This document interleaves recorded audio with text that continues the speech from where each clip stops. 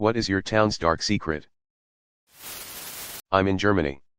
Sochos, colonialization. Nazis or Stasi. The small town I grew up in was once home to a serial killer, a woman who may have killed at least 42 people, though only 14 bodies were actually found, about 100 years ago. She may have died there, but it was suspected that she staged her own death and left town.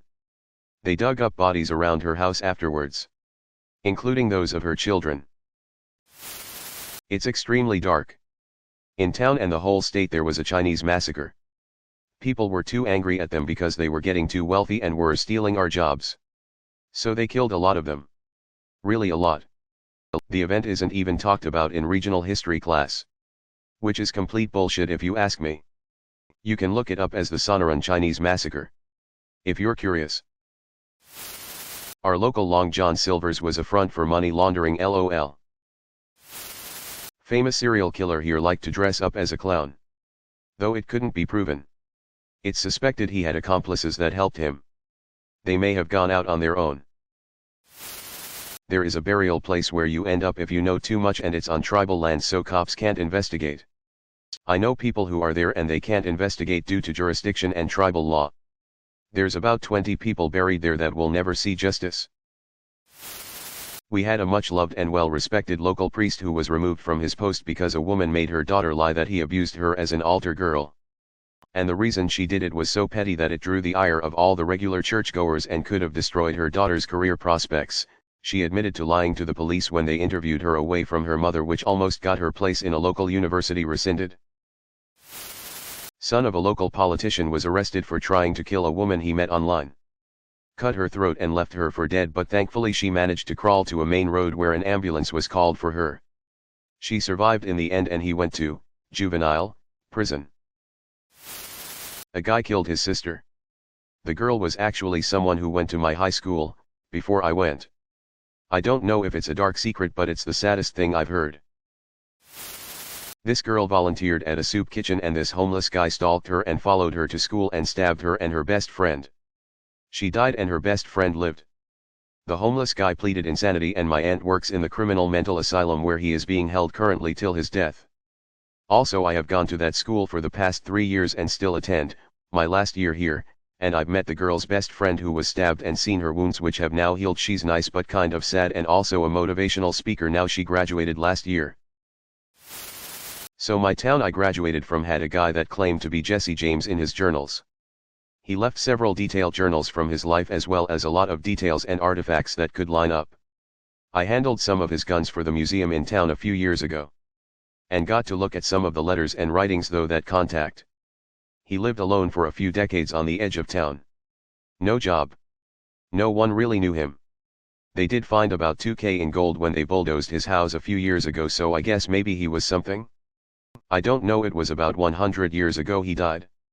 My hometown had a weird habit for turning up dead bodies. It was on the edge of a riverbed on a significant bend, so when graves or just Indians floated downriver they got snagged there and buried in sediment, and they turn up every once and a while. Usually home remodels or planting season. Weird. And everyone just kinda accepts that's just life there. The cops here used to put down N in the space designated for race when giving speeding tickets to black folks. It's not a secret but like to pretend it didn't happen. Also, a dude I went to high school with became the city financial manager and embezzled $5 million. There was a teenager who shot a store manager for money. The guy managed a grocery store in town and was transferring money, like $13,000, from there to the bank. And on his way out of the store this kid just walked up and shot him in broad daylight without even asking for the money, I believe. He was obviously caught and taken to prison, but then he escaped, somehow out of the back of a van, but I don't know why they'd be transporting him if he was already there.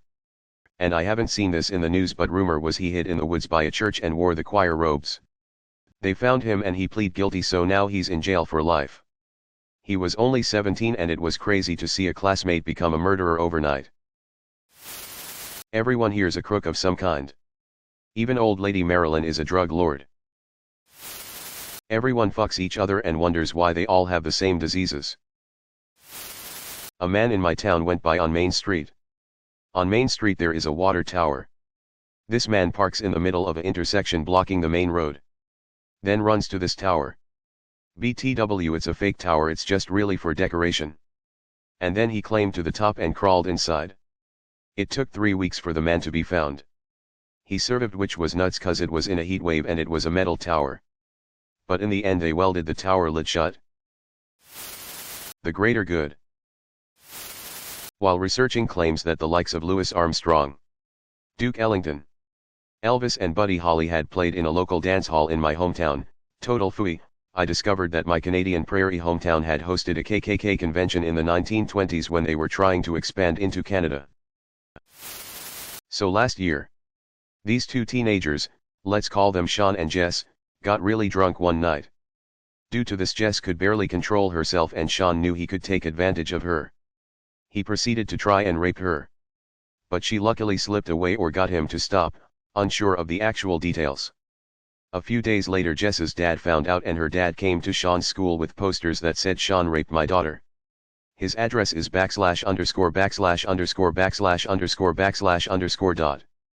Due to this, word got around their schools, which eventually made its way up to the staff. And then of course the police. But of course, Sean got away with it and he switched schools but still remains in the same district. He never got charged, suspended, or kicked from any of the sports he was playing despite it all, but everyone knew he did it. In 1992 the police killed 111 prisoners after a small fight between two of them. By order of the governor, they just released dogs in the place to kill everyone. No excuse was mad except the lack of respect to their lives, and the man on charge was later re-elected using 111 as his ballot number, Sao Paulo, Brazil. The Christian bookstore on one side of my street is used to launder money from the illegal gambling joint on the other side of my street. They get raided at least twice a year by the sheriff, but they are still operating. Almost every, if not every single, elected official in our town and even our county are part of a sex club of sorts. Police corruption. A local private investigator and former police detective would be hired by women divorcing their wealthy husbands. The PI would hire escorts as bait to flirt with the husbands at a local wine bar and get them drunk and ask to go home with them. Once they got in their car, the PI would tip off friends in the police department to pull them over for DUI. For the police, it provided the department lots of revenue. For the PI, he made lots of money, and for the women who hired him, arresting their husbands helped them gain more in their divorce. Made national headlines about 10 years ago.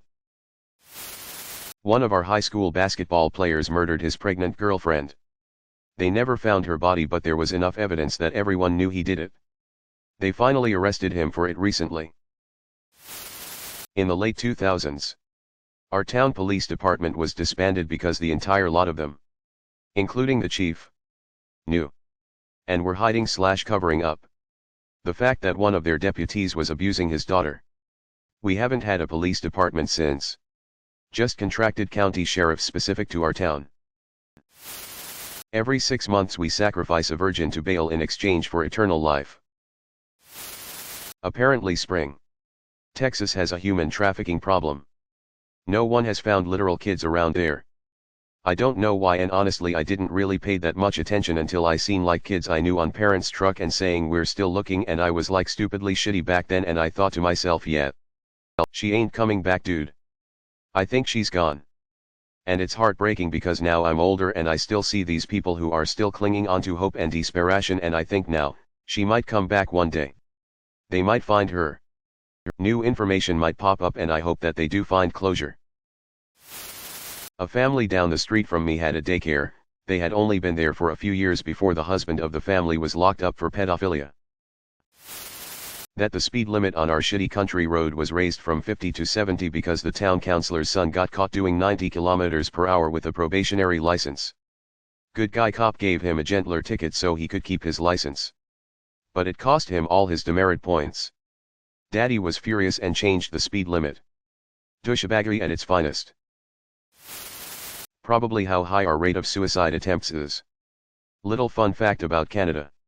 Our government has and continues to treat Indigenous people like shit. High poverty rates, alcoholism, assorted other addictions, and lack of access to services regarding these problems leads to ridiculously high rates of depression. Thankfully most attempts aren't successful. but we've had a number of suicide waves in the past. Usually this starts with a well-liked elder passing away. Oh, also the preferred method is hanging. A visitor might wonder why the soccer goals at the school on reserve doesn't have crossbars. Well, the unfortunate answer is about 5 attempts, including one success in a 1-month span after the new goals were put in. The neighbors I grew up next to had a father who was molesting the oldest. It went on for many years and had even took her on trips to Disneyland, but was actually taking her to Mexico and was whoring her out. He was eventually discovered and arrested. The family had their own Dr. Phil episode. One of the pizza places in my old hometown was known for having really good food, but an owner who always seemed rude and on edge. One day, seemingly out of the blue, a SWAT team was milling around the restaurant, but told people it was just a drill. Turns out it wasn't a drill at all, but a high-stakes raid. The owner had been using his ironically quite successful pizza place as a front for a major gun smuggling operation. One town over, literally a 15-minute walk away, another pizza shop got raided by the Secret Service for counterfeiting. Apparently they had set up professional-level printing equipment in the basement, and were using the storefront to circulate their fake cash. From what I remember, it was discovered that they had managed to forge hundreds of thousands before being caught. The funny part is both my hometown and the town next to us were idyllic upper-middle-class suburbs. We had so little crime that things like minor vandalism of stolen phones would make the local papers. It just turns out that the pizza racket ran organized crime in our area. Thanks for watching.